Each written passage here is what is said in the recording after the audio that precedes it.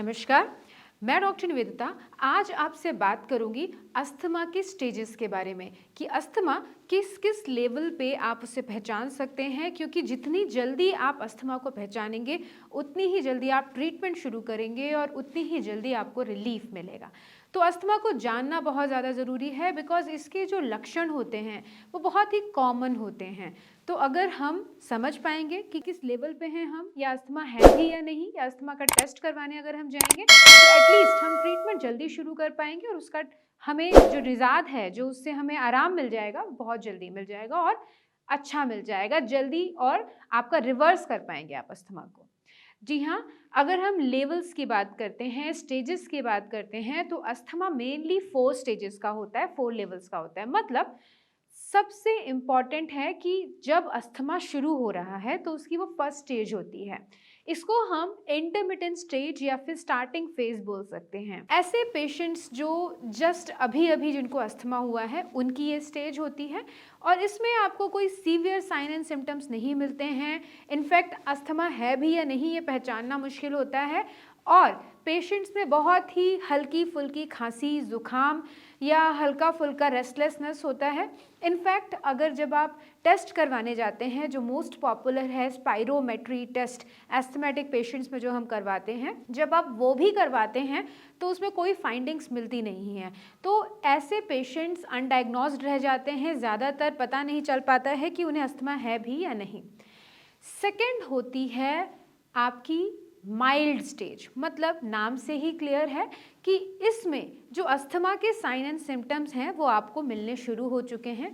हल्के sign and symptoms आपको इसमें क्लियरली पता चल जाएंगे। क्या होते हैं वो साइन एंड सिम्टम्स? ऑफकोर्स सांस का फूलना, खांसी आना, थोड़ा सा थकावट होना, नॉर्मल काम ना करने में मन ना लगना और आपका जो कॉन्सेंट्रेशन है वो भी हल्का हो जाना, कम हो जाना। तो ये सारे स्टेजेस आपको माइल्ड मिलने लग जाते हैं माइल्ड स्टेज में, यानी कि सेकेंड स्टेज ऑफ अस्थमा में। इन स्टेजेस को जानना बहुत ज़्यादा ज़रूरी है। जैसे मैंने आपको पहले भी कहा, जब आप जितनी जल्दी अपने अस्थमा को पहचानेंगे उतनी जल्दी आप अपना ट्रीटमेंट करेंगे शुरू और उतनी ही जल्दी आपको रिलीफ मिल पाएगा और आप अस्थमा को वहीं पे स्टॉप कर पाएंगे या रिवर्स कर पाएंगे। तो सेकेंड स्टेज में आपको इसके हल्के सिम्टम्स मिलते हैं, यानी कि आप जब स्पायरोमेट्री टेस्ट करवाएंगे तो उसमें भी माइल्ड ऑब्स्ट्रक्शन नज़र आएगा। हल्का सा आपको बलगम मिल सकता है, खांसी मिल सकती है, हफ्ते में 1 या 2 बार आप खांसते हैं, आपको सांस भी बहुत हल्की फूलती है, नॉर्मल काम आप कर पा रहे होते हैं। ऐसा नहीं है कि आपकी कोई रोज़मर्रा की ज़िंदगी है उस पर कोई बहुत प्रभाव पड़ता है, आप नॉर्मल काम कर पाते हैं।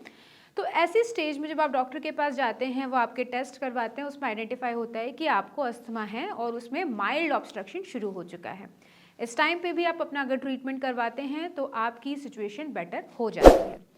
लेकिन जैसा कि मैंने कहा, बहुत ही हल्के फुल्के लक्षण हैं, ज़्यादातर ये अनडायग्नोज्ड रह जाते हैं। लोग इसे समझते हैं कि नॉर्मल सर्दी बुखार हुआ होगा, नॉर्मल आपका जो वेदर चेंज है या किसी और वजह से, एक्सर्शन की वजह से आपको प्रॉब्लम हो रही होगी। तो ये ज़्यादातर अनडायग्नोज्ड रह जाता है और ये स्टेज अब पहुंचती है थर्ड स्टेज में, जिसका नाम होता है मॉडरेट स्टेज। मतलब नाम से ही इसमें क्लियर है कि अब आपका जो ऑब्स्ट्रक्शन है, अब आपकी जो श्वास नली है वो ज़्यादा ऑब्स्ट्रक्टेड हो गई है और मॉडरेट ऑब्स्ट्रक्शन हो चुका है। इस केस में आपका सांस लेना थोड़ा सा प्रॉब्लमेटिक हो जाता है, खांसी आपकी बढ़ के 2 से 3 बार हो जाती है हफ्ते में, आपको बलगम बनने लगता है, नॉर्मल आपकी जो दिनचर्या है वो आप अच्छे से लीड नहीं कर पाते हैं, आपको अपनी डेली रूटीन को फॉलो करने के लिए प्रॉब्लम्स का सामना करना पड़ता है। स्टेज में जब आप स्पायरोमेट्री टेस्ट करवाते हैं आपको मॉडरेट ऑब्स्ट्रक्शन नज़र आता है। आप अपने डॉक्टर्स के पास जब जाते हैं तो वहाँ आपको इन्हेलर्स दिए जाते हैं, कुछ मेडिसिन दी जाती हैं, कुछ आपको नेबुलाइजेशन के लिए बोला जाता है। तो आप देखेंगे कि इस स्टेज में आप इन दवाइयों के साथ में अपनी नॉर्मल कंडीशन में आ जाते हैं।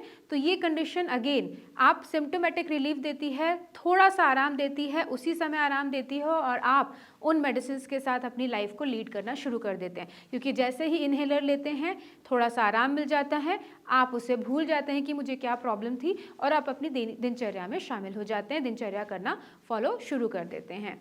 अगेन इस स्टेज पे भी अगर आपने अपनी कंडीशन को समझ लिया और आपने उसके लिए जो एहतियात बरतनी चाहिए थी, जो ट्रीटमेंट्स लेने चाहिए थे वो लिए, तो आप अपनी कंडीशन को रिवर्स कर सकते हैं, कंट्रोल कर सकते हैं, आप इसे काफ़ी हद तक बच सकते हैं सीवियर कंडीशन में जाने के लिए। जी हाँ, फोर्थ स्टेज हमारी होती है सीवियर कंडीशन।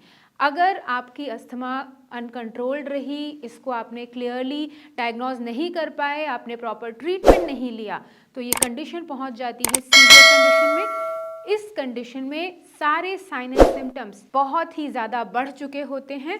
आपकी जो रूटीन है आप उसे नहीं फॉलो कर पाते, इनफैक्ट 4-5 कदम चलना भी मुश्किल हो जाता है, टॉयलेट बाथरूम तक जाना मुश्किल हो जाता है, सीढ़ियाँ चढ़ना तो बहुत बड़ी बात है। तो आपकी जो रूटीन एक्टिविटीज़ हैं बिल्कुल ही बाधित हो जाती हैं। इनफैक्ट जो आप इन्हेलर्स ले रहे थे, नेबुलाइजर्स ले रहे थे, मेडिसिन्स ले रहे थे, स्टेरॉइड्स तक शुरू कर देते हैं आपके डॉक्टर्स, उसके बावजूद आपको आराम नहीं मिल पाता, क्योंकि ये आपको, आपके लंग्स काफ़ी ज़्यादा अफेक्टेड हो चुके हैं, फाइब्रोसिस हो चुकी है, हार्डनिंग हो चुकी है, लंग्स जो आपके रुई की तरह थे सॉफ्ट, वो अब हो चुके हैं हार्ड। तो यहाँ पे गैस का जो आना जाना है, ऑक्सीजन और कार्बन डाइऑक्साइड का जो एक्सचेंज है वो काफ़ी हद तक बाधित हो जाता है और ये कंडीशन काफ़ी वर्सन हो जाती है। तो इस कंडीशन को मैनेज करना ही सिर्फ पॉसिबल है, रिवर्स नहीं कर पाते आप, और आपकी कंडीशन, आप नॉर्मल रूटीन को फॉलो करना असंभव सा हो जाता है।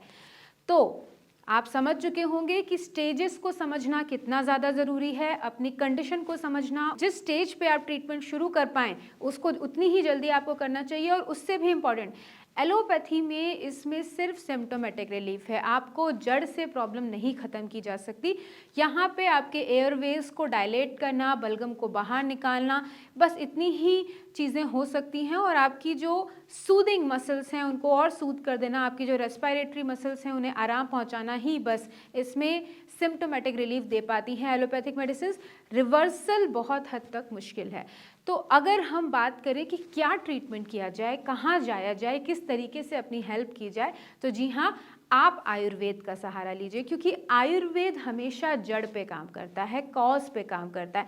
आयुर्वेद में सारी डिटेल्स ली जाती हैं कि आपको ये परेशानी हुई तो हुई क्यों, आपकी फैमिली में हिस्ट्री है, या आपको कोई खाने पीने की प्रॉब्लम है, या एलर्जीज़ हैं आपको किस तरीके की, उसके अकॉर्डिंगली आपकी इम्यूनिटी पे काम किया जाता है। जब आप अपनी इम्यूनिटी पे काम करना शुरू कर देते हैं तो आप देखेंगे कि आपकी बॉडी दिन प्रतिदिन इम्प्रूव हो रही है, आपकी जो कंडीशन है वो बेटर हो रही है। आपको इन्हेलर्स जो आप रेगुलरली 2 बार 3 बार अपने दिन में लेते थे, नेबुलाइज करते थे, आप मेडिसिन लेते थे, स्टेरॉइड्स लेते थे, उसे लेने की ज़रूरत अब नहीं पड़ रही है और कंडीशन दिन पर दिन बेहतर होती जा रही है। उसका एक मूल मंत्र है कि आयुर्वेद रीजंस पे काम करता है, कॉज पे काम करता है, आपकी जड़ पे काम करता है। तो जब आपकी रीजनिंग को हमने सॉल्व कर दिया, कॉज को हमने इवैक्यूएट कर दिया, मतलब हटा दिया, तो ऑब्वियसली आपको आराम मिलेगा, आपको बेहतर जो प्रॉब्लम्स हैं उसका सॉल्यूशन मिल जाएगा। तो आयुर्वेद में इसका इलाज संभव है। अगर आपको आयुर्वेद के थ्रू अपने अस्थमा को ठीक करना है, अपने अस्थमा से निजात पाना है, तो आप हमें कांटेक्ट कर सकते हैं इन दिए हुए नंबर्स पे। कमेंट सेक्शन में कमेंट करके अपनी प्रॉब्लम्स, अपनी क्वेरी आप हमें पूछ सकते हैं। मैं और मेरी टीम पूरी तरीके से कोशिश करेंगे आपकी प्रॉब्लम को रिजॉल्व करने के लिए। इस वीडियो को देखने के लिए धन्यवाद। फिर से नई इन्फॉर्मेशंस लेके मैं आपके सामने प्रस्तुत होंगी। तब तक के लिए अपना ध्यान रखें।